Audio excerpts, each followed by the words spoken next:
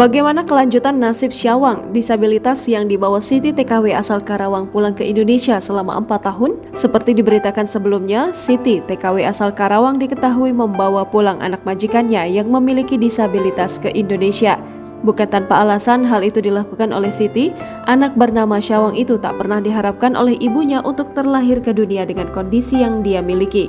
Kini, setelah bersama selama 4 tahun di Indonesia dengan Siti, Syawang terancam akan dipisahkan dari pengasuhnya itu. Syawang terancam dideportasi dari Indonesia. Melansir Tribun Trends, kabar tersebut disampaikan oleh Faisal Soh pada Senin 5 Juni 2023. Menurut Faisal Soh, dirinya sudah mendapat respon dari pihak Taipei Economic and Trade Office dan mendapat tanggapan yang baik. Faisal mengatakan pihak TETO mengupayakan semaksimal mungkin apa yang terbaik untuk Xiao Huang ke depannya.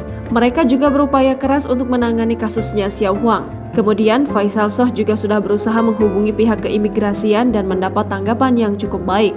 Ia mengungkapkan pihak keimigrasian menyatakan bahwasannya Syawang tetap harus dilakukan proses deportasi.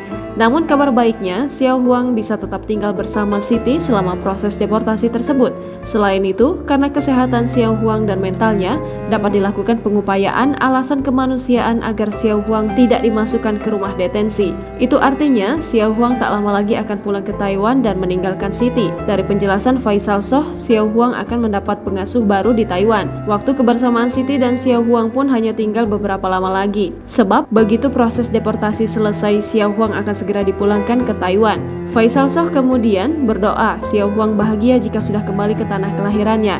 Dia juga berharap Xiao Huang mendapat perlakuan yang baik dan perhatian dari pengasuh yang akan menggantikan Siti. Jangan lupa subscribe, share, komen, dan like ya!